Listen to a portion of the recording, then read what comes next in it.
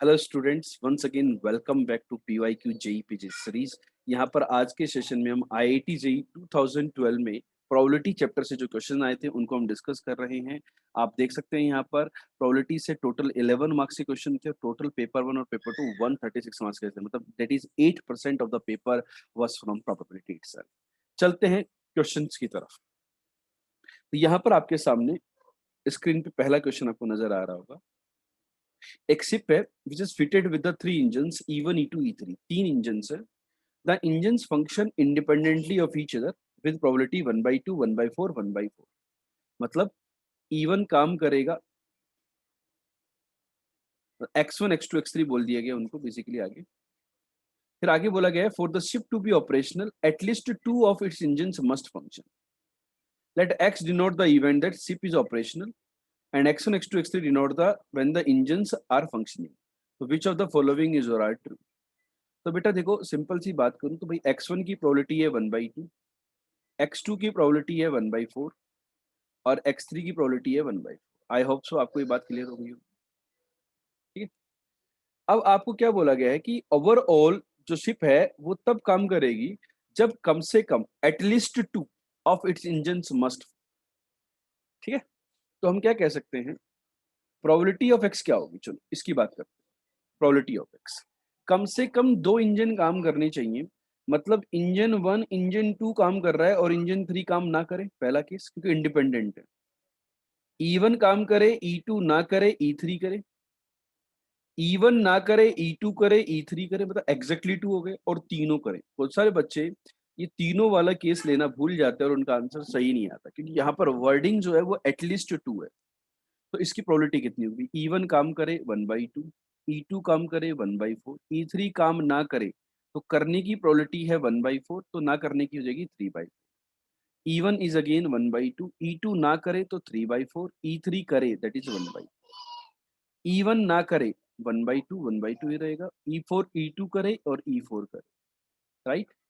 तीनों करें तो 1/2 इंटू 1/4 इंटू 1/4। आप डिनोमिनेटर देखें, सारी जगह ही ये टर्म आएगा 32। न्यूमरेटर में यहाँ 3, यहाँ 3 6, 1 7 और 1 8। 8/32, तो ये आपका आंसर आ गया है 1/4। क्लियर है बात? ठीक है। तो प्रोबेबिलिटी ऑफ एक्स जो आई वो तो आई 1/4। प्रोबेबिलिटी ऑफ एक्स हमें कहीं भी नहीं पूछा गया है। हमें ये जरूर पूछा गया है कि एक्स के काम करने की प्रोबेबिलिटी दैट X2 काम करता है, एक्स के काम करने की प्रोबेबिलिटी X1 काम करता है, exactly two of the engine are functioning given that X is working, X1 complement given X. तो ये सब के बारे में हम 1 बाय 1 बात करेंगे। ठीक है। तो मैं क्या कह रहा हूं कि मेरे पास प्रोबेबिलिटी ऑफ एक्स आ चुकी है 1/4। ठीक है। अब मैं ए ऑप्शन की बात करता हूँ 1/4। तो ए ऑप्शन में देखो बच्चों क्या बोला गया है कि X1 बार, मतलब X1 काम ना करे गिवन एक्स। तो क्या होगा कि X1 काम ना करे और ओवरऑल शिप जो है वो काम करनी चाहिए अपॉन एक्स। तो X1 काम ना करे और शिप काम करे, मतलब क्या हो गया, E1 इंजन काम नहीं कर रहा और E2 और E3 करेंगे, ये वाला केस अपॉन टोटल की प्रोबेबिलिटी तो 1/4 है ही है। पहले के काम ना करने की प्रोबेबिलिटी 1/2, दूसरे के काम करने की प्रोबेबिलिटी 1/4 और तीसरे के काम करने की प्रोबेबिलिटी 1/4 अपॉन 1/4। तो ये जो वैल्यू है मेरा आ गया है 1/8, जो कि 3/16 दिया हुआ है। तो ये ऑप्शन मेरा गलत हो गया। अब मैं चलता हूं बी ऑप्शन की तरफ। Exactly two engine of the ships are functioning. तो दो इंजन काम कर रहे हैं गिवन एक्स, तो ऊपर दोनों का इंटरसेक्शन आ जाएगा। तो दो इंजन काम कर रहे हैं, मतलब E1 E2 काम कर रहा है, E3 नहीं कर रहा। E1 E2, E1 E3 कर रहा है, E2 नहीं कर रहा। E1 नहीं कर रहा, E2 E3 कर रहा है, राइट। तीनों वाला केस नहीं आएगा अपॉन प्रोबेबिलिटी ऑफ एक्स। ठीक है। तो यदि मैं यहाँ पर इस वाले पर्टिकुलर केस की बात करूं तो बेटा इस पर्टिकुलर केस में ये तीन पार्ट आ रहे थे, देखो याद करो न्यूमरेटर के अंदर। तो इन तीनों पार्ट के यदि मैं सम की बात करूं तो वो कितना होगा, 7/32। इतना हो जाएगा 7/32।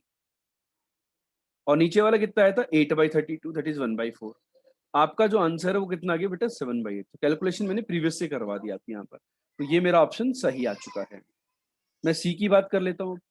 Probability of X given X2, कि इंजन काम कर रहा है गिवन दैट x2 काम किया, मतलब x intersection x2 upon probability of x2, right. तो इंजन काम करे और x2 भी काम करे, मतलब क्या हो रहा है कि E1 मतलब E2 तो कर ही कर रहा है, तो E2 कर रहा है तो क्या बात होगी, E1 E3 भी कर ले, एक केस। E2 कर रहा है E1 कर ले और E3 ना करे तो भी चल जाएगा, और E2 कर रहा है E1 ना करे और E3 कर ले तो भी चल जाएगा, राइट। तो ये तीन केसेस आएंगे यहाँ पर upon probability of x2, that is probability of x2, that is simple. तो बेटा यहाँ पर हमारे पास कौन सा केस नहीं आया, तो मैं देखो फिर से पैक में जाता हूँ, तो यहाँ पर ये वाला केस नहीं आया, बाकी तीनों केस आए, राइट। देखो आप, E2 जब बार था तो ये वाला केस नहीं आया, तो ये है 3/32, ये है 1/32, ये है 1/32, तो ये कितना हो गया 5/32, कितना हो गया बेटे 5/32। और x2 की जो प्रोबेबिलिटी है सेकंड के काम करने की वो थी 1/4, तो आपका जो आंसर है वो कितना आएगा, चेक करो, 5/8 आएगा, और उन्होंने कितना दिया है 5/16, तो ये गलत हो गया। इसी प्रकार से symmetrically I can talk about the D option here, that is probability of x given x1। So this will be भाई x और x1 दोनों काम करें, x intersection x1 upon probability of x1, तो x1 काम करे मतलब E1 काम करे तो E2 E3 भी कर जाए, E1 काम करे E2 कर ले E3 ना करे, E1 करे E2 ना करे और E3 करे। तो यहाँ पर भी वो जो टोटल केसेस थे x1 की करने की प्रोबेबिलिटी थी 1/2, तो तीन केसेस आ रहे हैं, E1 बार नहीं आएगा बस, तो E1 बार नहीं आएगा मतलब इस बार वाले केस में ये वाला केस नहीं आएगा, बाकी तीन केस आ रहे हैं, तो ये 1/8 नहीं आएगा, तो 7/32, और नीचे कितना आएगा 1/2, तो आपका जो आंसर आया वो कितना आ गया 7/16 आ गया डियर स्टूडेंट, ठीक है। तो यहाँ पर आपका ऑप्शन डी सही है। तो ओवरऑल मैं क्या कह सकता हूँ कि ये जो क्वेश्चन है क्वेश्चन नंबर 1, यहाँ पर ये क्वेश्चन थोड़ा सा मॉडरेट टू टफ कैटेगरी में है, लेकिन इसका जो आंसर है वो बी डी है, एस्टिक लगा होता मतलब क्वेश्चन जो है वो मोर देन 1 करेक्ट टाइप का था। आप देख सकते हैं 4 मार्क्स का था, नेगेटिव मार्किंग यहाँ पर नहीं थी पेपर के। क्लियर बच्चों, चलो आगे बढ़ते हैं। यहाँ पर डियर स्टूडेंट अगला क्वेश्चन जो था वो ये था कि I had 4 dice D1 D2 D3 D4 each having 6 faces, सब पे 6 faces थे, are rolled simultaneously, ठीक है। The probability that D4 shows a number appearing on one of the D1 D2 D3, मतलब D4 पर वही नंबर आ रहा है जो कि one of D1 D2 D3 पर आया, इस बात की क्या प्रोबेबिलिटी होगी, आपको ये कैलकुलेट। देखो बच्चों यहाँ पर क्या बोला गया है कि D1 जो नंबर दिखा रहा है वो number one of D1 D2 D3 पर भी हो, मतलब मैं ये कह सकता हूँ कि D4 शोज ए नंबर, D4 पे जो नंबर आ रहा है, जो भी आ रहा है वो same number at least one of D1 D2 D3 पर हो, and same appears on first case one of D1 D2 D3, कि D1 D2 D3 में से एग्जैक्टली एक पर वो सेम नंबर हो, या फिर two of D1 D2 D3 दो में से किसी एक पर हो, या फिर all three of D1 D2 D3। ये तीन केसेस बनेंगे कि नहीं बनेंगे डियर स्टूडेंट, कि तीनों में से एक पर वो सेम नंबर हो, दो पे सेम हो और तीनों पर सेम हो, जो कि D4 पर नहीं। तो D4 पे तो बेटा कोई भी नंबर आ सकता है, 6/6 प्रोबेबिलिटी उसकी, 1 5/5 आ गया, 2 आ गया, 3 कोई भी आ सकता है। अब वो जो नंबर आया वो तीनों में से एक पर होना चाहिए, तो कौन से वाले पर, तो तीन में से तीन केस बनेंगे 3C1, वो नंबर D1 पर हो, वो नंबर D2 पर हो, वो नंबर D3 पर, तो 3C1 इसीलिए लिया गया है। तो लेट्स से D4 पर नंबर था 5 और माना यहाँ पर D1 पर वही आ रहा, तो उसकी प्रोबेबिलिटी कितनी होगी 1/6, वो सेम नंबर आने की प्रोबेबिलिटी, जो D4 पर था वही एक पे आ गया, और बचे हुए दो पर वो सेम नहीं आएगा, तो क्या आएगा 5/6 इंटू 5/6। सपोज एक नंबर था मेरे पास D4 पर नंबर आ रहा था 1, तो D1 पर मतलब इन तीनों में से जिसको एक को सिलेक्ट किया, लेट्स से D1 को सिलेक्ट किया, तो उस पर तो आ गया 1/6 से वही नंबर सेम 1 आ गया।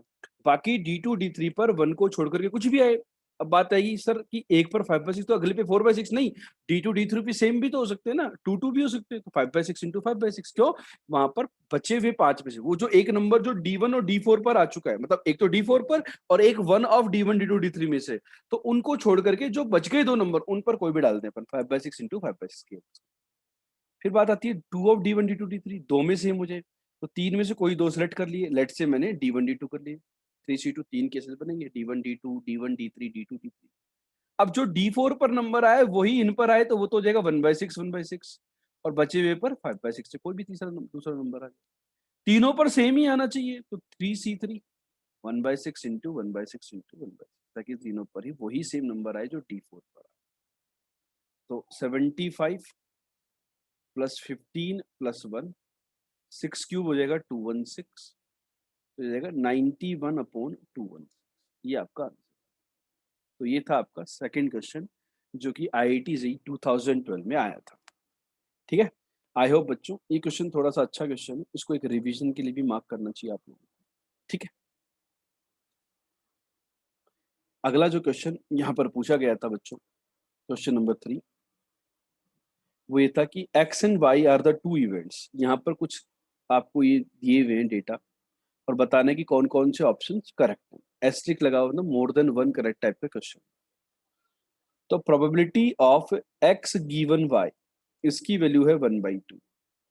तो इसकी वैल्यू होती क्या है, ये होता है probability of X intersection Y upon probability of Y. तो यहाँ से आपके पास प्रोबेबिलिटी ऑफ वाई की वैल्यू आ गई, कैसे, एक्स इंटरसेक्शन वाई दिया हुआ है 1/6 इंटू 1/2, तो आपका इसकी वैल्यू आ गई 1/3। सेम वे में y गिवन x, इसका वैल्यू दिया है 1/3, तो ये हो जाएगा probability of x intersection y upon probability of x। यहाँ से मैं क्रॉस मल्टीप्लाई कर दूंगा तो प्रोबेबिलिटी ऑफ x कितना आ गया बेटा, 1/6 इंटू 3 दैट इज 1। ये आ गया, क्लियर है। तो ए ऑप्शन की तरफ देखते हैं, x यूनियन y पूछा गया है बच्चों, तो वो क्या होगा, probability of x plus probability of y minus probability of x intersection y, right. So you will have 1/2 plus 1/3 minus 1/6।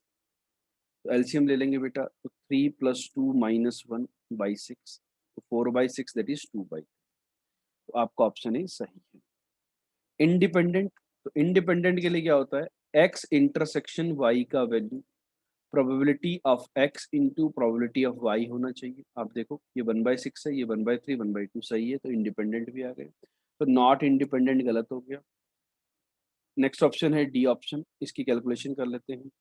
X bar C complement intersection Y, मतलब एक्स के बाहर और वाई के अंदर, तो that will be probability of Y minus probability of X intersection Y, X के बाहर और वाई के अंदर। तो वाई की प्रोबेबिलिटी होती है 1/3, एक्स इंटरसेक्शन वाई है 1/6, एलसीएम लेंगे बेटा, तो 2 - 1/6 दैट इज ऑल्सो 1/6, ये दिया हुआ है 1/3, तो ये आपका गलत हो गया। आपके जो आंसर्स आएंगे वो आएंगे A and B. I hope dear student आपको ये क्लियर हो गया होगा। तो यहाँ पर आपने ऑब्जर्व किया कि 11 मार्क्स के क्वेश्चन आए थे, ठीक है। यहाँ पर हम बोल सकते हैं एक इजी था, एक मॉडरेट था और एक टफ कैटेगरी के क्वेश्चंस थे प्रोबेबिलिटी से। आई होप आपको ये क्वेश्चन पसंद आए होंगे। सब्सक्राइब करें, बेल आइकन पे क्लिक करें, लाइक शेयर और कमेंट जरूर से करके बताएं। All the best dear students.